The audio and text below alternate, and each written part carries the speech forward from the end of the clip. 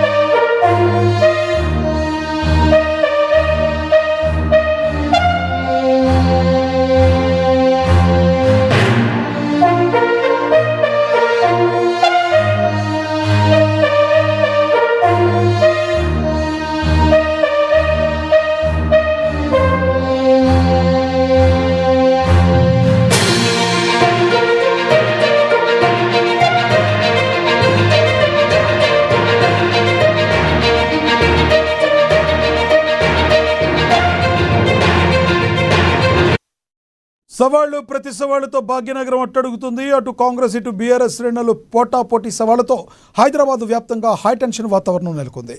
ఇదే విషయానికి సంబంధించి మరింత సమాచారాన్ని మా ప్రతినిధి హరీష్ అందిస్తారు ఫోన్ ద్వారా. హరీష్, చెప్పండి, మీ దగ్గర ఉన్న తాజా సమాచారం ఏంటి?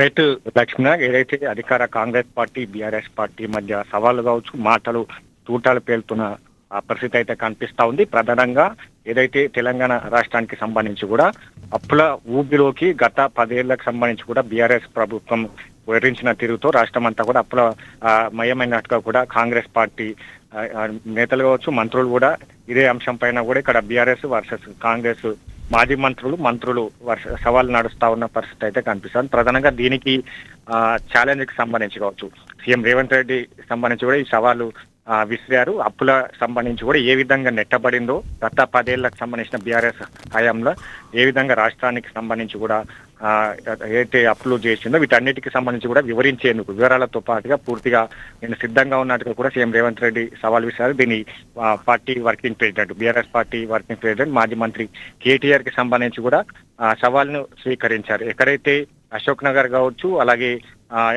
వరంగల్ కావచ్చు, ఇక ఎక్కడికి రమ్మంటే అక్కడ తాము వచ్చేందుకు సిద్ధంగా ఉన్నాము.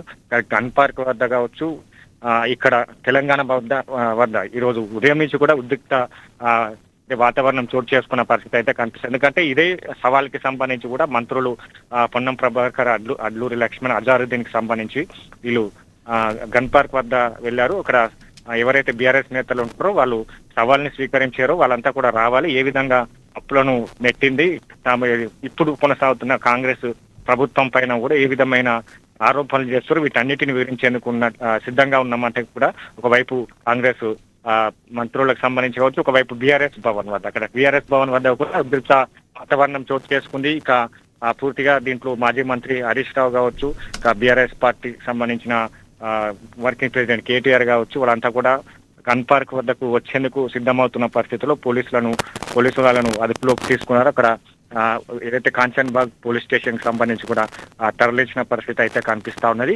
ఇక మొత్తంగా ఇప్పుడు అప్పులకు సంబంధించి ఒక వారైతే కొనసాగుతుందని చెప్పొచ్చు. అధికార ప్రతిపక్ష టీఆర్ఎస్ పార్టీకి సంబంధించి ఇక మంత్రులకు మాజీ మంత్రులు అంటే మొత్తంగా ఏ విధంగా ఇప్పుడు ఇది మారబోతా ఉన్నది. 10 ఏళ్లకు సంబంధించి కూడా వైట్ పేపర్ రిలీజ్ చేసేందుకు మేము సిద్ధంగా ఉన్నాం. ఇక బీఆర్ఎస్ పార్టీకి సంబంధించి కూడా ఇప్పుడు కాంగ్రెస్ ప్రభుత్వం చేస్తున్న సంక్షేమ పథకాలు, అభివృద్ధి కార్యక్రమాలకు సంబంధించి, అమలు చేస్తున్న తీరుకు సంబంధించి వ్యతిరేకిస్తా ఉన్నారు. ప్రజలకు సంబంధించి కూడా తప్పుదోవ పట్టిస్తా ఉన్నారు. వీటన్నిటిని వివరించేందుకు అసెంబ్లీ సాక్షిగా వివరిస్తామని కూడా కాంగ్రెస్ పార్టీ మంత్రులు చెప్తున్న పరిస్థితి అయితే కనిపిస్తా ఉంది.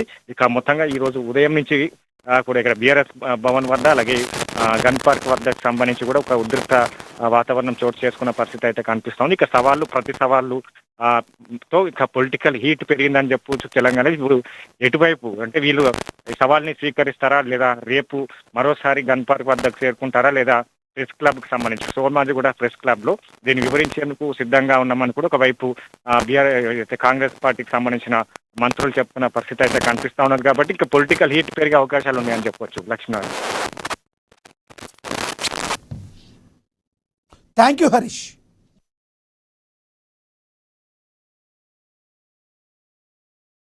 ఆధారాలు ఉంటే నిరూపించమని చెప్పేసి మంత్రులు అడ్డూరి లక్ష్మణ్ కుమార్ గారు, పొన్నం ప్రభాకర్ గారు, అదేవిధంగా అజరుద్దీన్ గారు ఓపెన్ ఛాలెంజ్ విసిరారు. మేము ఆ ఛాలెంజ్ తీసుకొని మరి పెద్దలు మా శాసనసభ డిప్యూటీ ఫ్లోర్ లీడర్ మాజీ మంత్రి వాళ్ళు హరీష్ రావు గారు, మిగతా అందరం కూడా కలిసి మా దగ్గర ఉండే ఆధారాలన్నీ కూడా మొత్తం కూడా ఒక పెట్టెలో తీసుకొని రెడీగా మేము ఉన్నాము, మీరు దయచేసి రండి అని చెప్పేసి సోమాజిగూడ ప్రెస్ క్లబ్లో ఉదయం 11 గంటలకు మేము చెప్పడం జరిగింది. అది వారం రోజుల క్రితమే చెప్పడం జరిగింది.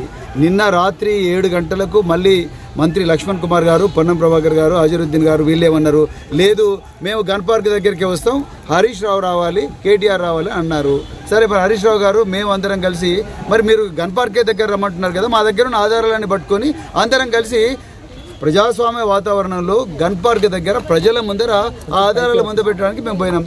పోతే తెలంగాణ భవన్ నుంచి బయటికి వెళ్ళంగానే మొత్తం కూడా ఏమంటారు అరెస్ట్ చేసి మమ్మల్ని అంతా కూడా కంచన్బాగ్ పోలీస్ స్టేషన్కు తరలించారు. ఇప్పటికి కూడా మేము ఓపెన్గా చెప్తున్నాం, మా దగ్గర ఇప్పటికి కూడా ఆధారాలు ఉన్నాయి, మా దగ్గరనే పెట్టెలల్లో ఉన్నాయి. దయచేసి మీరు గన్ పార్క్ దగ్గర కాదు, మీరు కంచన్బాగ్ పోలీస్ స్టేషన్కు రండి. జూపల్లి కృష్ణారావు గారు కూడా అన్నారుగా తెలంగాణ భవన్కి వస్తామని చెప్పేసి. తెలంగాణ భవన్లో వారి కోసం పుష్పగుచ్చము, అదేవిధంగా షాల్వా ఇవన్నీ తీసుకొని వారి కోసం వెయిట్ చేసినాము. వారు రాలేదు. మేము ఇవాళ కంచన్బాగ్ పోలీస్ స్టేషన్లో ఉన్నాము. కంచన్బాగ్ పోలీస్ స్టేషన్కు మీరందరూ రండి, లేదా ఈ పోలీసులకు చెప్పి మమ్మల్ని గన్ పార్క్ తీసుకొని పోండి. సింపుల్. మా దగ్గర అన్ని ఆధారాలను ఇప్పటి కూడా చూపిస్తాం. 2000 కోట్ల రూపాయల కుంభకోణం జరిగింది. మీరు తెలంగాణ బిడ్డలకు ఇవ్వాల్సిన ఆ కాంట్రాక్ట్ను మీరు అంతా కూడా ఢిల్లీ, తర్వాత గుజరాత్, తర్వాత బాంబేలో ఉండే మఫత్లాలు, లేకపోతే వరల్డ్ఫా అనే రకరకాల బినామీ కంపెనీలకు ఇచ్చిండ్రు. ఇవన్నీ కూడా ముఖ్యమంత్రి రేవంత్ రెడ్డి గారు డైరెక్ట్గా ఆయన్నే డీల్ చేస్తున్నారు. సో ఇదందరికీ క్లియర్గా తెలుసు. మా దగ్గర ఆధారాలు ఉన్నాయి, మేము చెప్తా ఉంటున్నాం. మీరు ఎందుకు ఆధారాలు మమ్మల్ని చూపనివ్వడం లేదు ప్రజలకు? పోనీ మీ దగ్గర ఏమైనా ఆధారాలు లేదు, ఇవన్నీ పారదర్శకంగా జరిగినట్టు మీరు ప్రజల ముందర పెట్టండి కదా. అవి పెట్టరు, మేము చూపిస్తామంటే వినరు. లేదా మేము కలిసి మరి బహిరంగ చర్చకు రెడీ అని మీరన్న సవాళ్ళను మేము స్వీకరించి ఆధారాలతో మీరు ఎక్కడికి రమ్మంటే అక్కడికి మా హరీష్ రావు గారు మేమందరం కూడా వస్తా అంటే మళ్ళీ మేము వస్తుంటే మేము అరెస్ట్ చేసి ఇక్కడ తీసుకొస్తారు. ఇప్పటికి కూడా సమయం ఏం మించిపోలేదు. మేమందరం కంచన్బాగ్ పోలీస్ స్టేషన్లో ఈ చెట్ల కింద ఉన్నాము. సో దయచేసి ఎండలో ఉన్నాము, మీరందరు కూడా గన్ పార్క్ నుంచి మీరు రండి. లేదా మీకు అంత బిజీగా ఉంటే, మీకు అంత భయంగా ఉంటే ఇక్కడికి రావడానికి, మమ్మల్ని ఇక్కడ నుంచి డైరెక్ట్గా గన్ పార్క్ తీసుకొని పోండి. ఇప్పటికి కూడా ఆధారాలు. ప్రవీణ్ కుమార్ మా దగ్గర ఎస్పీ పనిచేసినప్పుడు మా నిబద్ధత తెలుసు, మా పోరాటం తెలుసు. వట్టిగానే గెలికి ముచ్చుకొని అనవసరంగా ఇబ్బంది పడద్దని చెప్తా ఉన్నా. కేటీఆర్ గారు కూడా మా శాసనసభ్యుడు, మీకు కూడా తెలుసు సోదరా, అనవసరంగా ఎవడు ఏదో సమాచారం ఇస్తే గతంలో 10 ఏళ్ళు చేసిన కాంట్రాక్టర్ ఆ నోటికాడి కూడు వేయిందని, అక్రమ సంపాదన వేయిందని తప్పుడు సమాచారం చేయవలసింది. మాట్లాడకండి, మీరు విచారణ చేసుకోండి. లేదా బహిరంగంగా తాడు బొంగురం లేని మీ ప్రవీణ్ కుమార్ చెప్పండి, మేము ఏమైనా చేసినామో ఆ పేపర్లు బయట పెట్టమనండి. నా దగ్గర పేపర్లు మొత్తం రికార్డు తీసుకొచ్చినాం, కానీ ప్రెస్ ముందట్లో లేదా తాడు బొంగురం లేని వాళ్ళ ముంగడం చెప్పాం.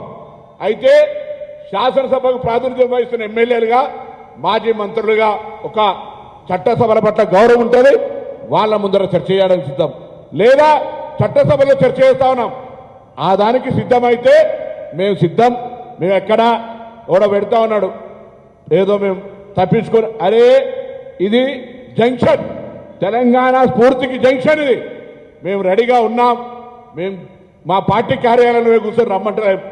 లేదా కాంగ్రెస్ లెజిస్లేటర్ పార్టీ కార్యాలయంలో కూర్చోలే. This is a public place. మేము ప్రెస్ క్లబ్ కూడా రావడానికి సిద్ధంగా ఉన్నాం. కానీ ఎవరితోటి పడితే ఆయనతో చర్చకు సిద్ధం లేము. ఎవరికి పడితే ఆయనకు జవాబు చెప్పడానికి రాజ్యాంగం మీద ప్రమాణం చేయలే. నాకు తెలిసిన నాకున్న సమాచారాన్ని ఎవరితో పడితే ఆయనతో షేర్ చేసుకోవద్దని ప్రమాణం చేసిన శాసనసభ్యులతోటి, మాజీ మంత్రులుగా ఉన్నటువంటి ప్రస్తుత శాసనసభ్యులతోటి శాసనసభలో కానీ ఎక్కడైనా చర్చ చేయడానికి సిద్ధం. ఇది న్యాయమా కాదా మీరే ఆలోచన చేయండి. అదేవిధంగా నేను మరొక్కసారి కోరుతా ఉన్నా, పాత్రికేయులందరినీ ఆయన దగ్గర ఆధారాలు ఉంటే చూపెట్టమనండి.